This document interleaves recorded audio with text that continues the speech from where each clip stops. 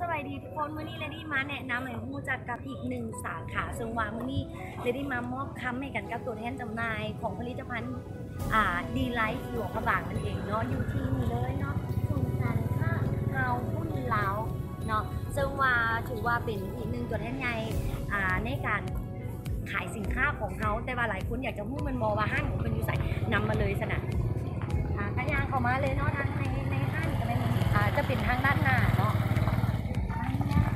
งงไปหน่อยนึงก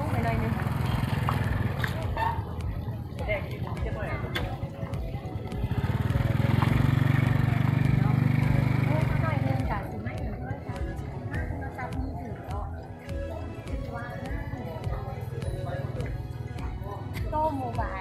เนาะห้างเราตลาดนะคะห้างโต้โมบายที่ต่างๆเลยแต่ว่ายักษ์ไม่ถึงขนาดเขาต้องได้ของมาทางด้านไหนห้างนี้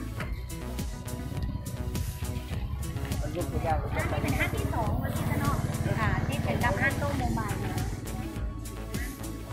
ด้วยมันและเด็กแม่เข้ามาป่านใคร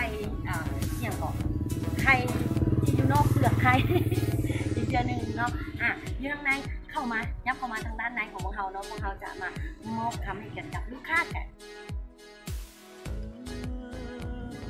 ต่อมาว่าในห้างเป็นที่เรียบร้อยแล้วเนาะแล้วเราก็มาเปิดกันกับสาขา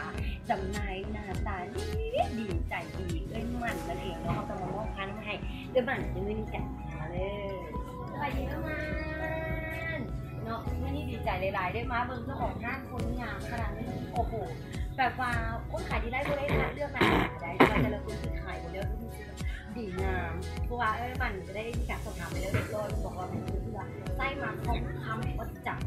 เนาะโบมีขาดว่าอะไรนั่นนะมีขาดจริงๆเนาะโอเคตัวนี้เรามอบเป็นทำให้ไปเลยว่าจ้างคนมาพักเลยด้วยอย่าลืมเด้อสำหรับผู้ใดที่มาต้องการอยากจะได้ทำแบบนั้นที่ก็เป็นดีไลท์หัวบางก็